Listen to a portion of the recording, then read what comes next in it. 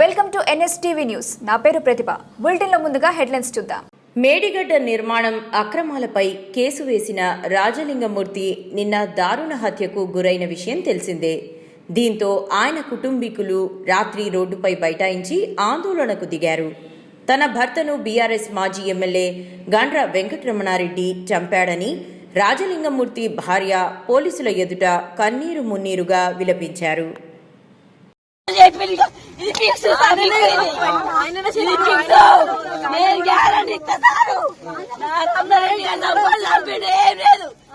రమణారెడ్డి గారు చంపుకోండి, చంపారు బాగా బలం చూసుకోలే చేసిండు.